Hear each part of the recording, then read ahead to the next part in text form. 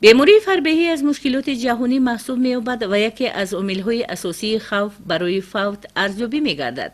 سازمان جهانی تندرستی پیشگویی می‌کند که تا سال 2025 در سراسر جهان 2.7 میلیارد نفر کلانسالان از وزن زیادتی و فربهی اذیت می‌کشند. یکی از سبب‌های اساسی گرفتار شدن به بیماری فربهی رعایت نکردن طرز حیاتی سالم است. کم حرکتی و پرخوری میباشد. یعنی از معیار زیاد استعمال نمودن محصولات خوراکواری و طعام‌های دارای مقدار زیادی نیرو از قبیل گوشت و محصولات گوشتی سرروغن، شیر و محصولات شیری روغنناکیش بلند، شکر و شیرینی‌ها و محصولات قنادی.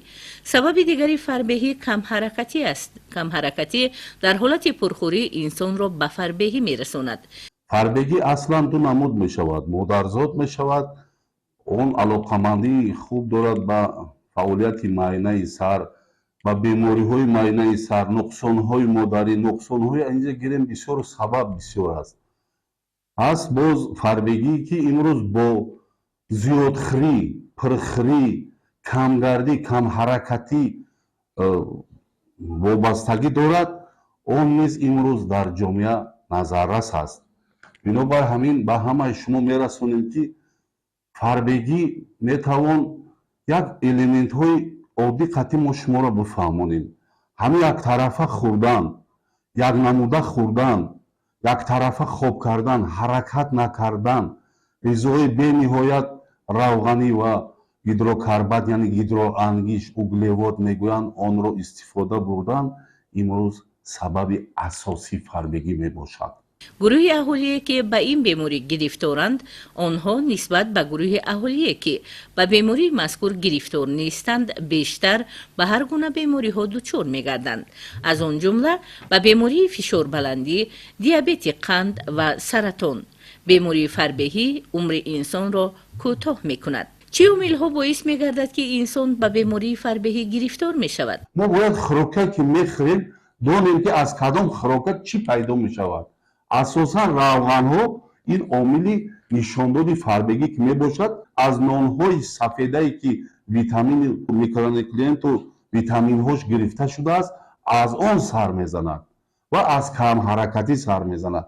ما اگر همین شکر و کروتو چپاتی شکر و این نانی است، محصولات‌های گندمی نانی سفیدی این البته به فربگی آورده میرساند.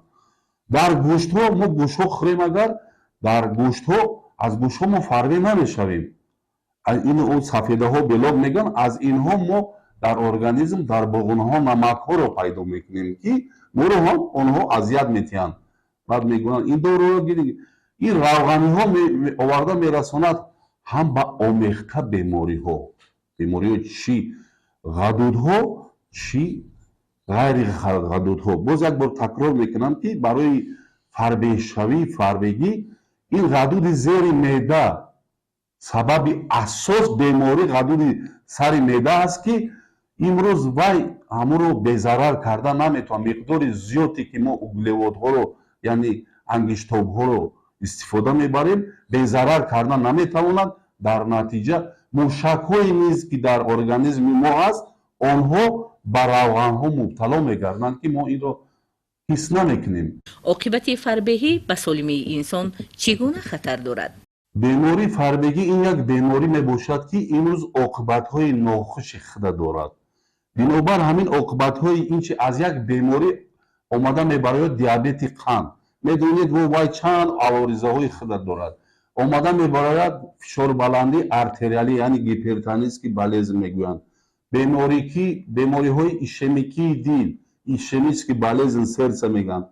سکته های دل عاقبت آن میباشد. سکته های سر، اینسولت ها میگویند. اگر در عموم میشنویم همین خیلی میشود. بنابر همین ما باید درخت اساسی که امروز همین فربهی است با فربهی کاربری کنیم. در یک شبانه روز به ورزش منتظم مشغول شدن، در یک شبانه روز 7-8 هزار متر قدم زدن، استعمال غذای درست و سالم، خودداری نمودن از استعمال زیادی محصولات قنادی و نانی، استعمال دائمی میوه و سبزیجات راههای پیشگیری بیماری فربهی می باشند. барои инрӯз бартараф кардан рӯ ба сабзавот биёрем.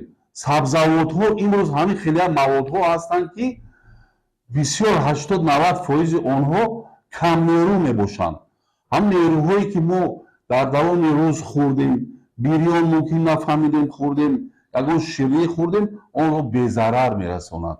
каду, сабзӣ, булғорӣ, помидор, ҳандалак, тамоми намуди ҳамин полезиҳо аз тарбуз сар карда, аз булғорӣ сирх сар карда, аз помидор сар карда, дигар зиёд аст ки ин системаи доду гирифти хунро дуруст мекунад. Сабзавотҳои кабути имрӯз онҳо тамоми майнаи сар ва ғадудҳои коркарди даруниро ба танзим медароянд ва зарари фарбегиро бартараф месозанд.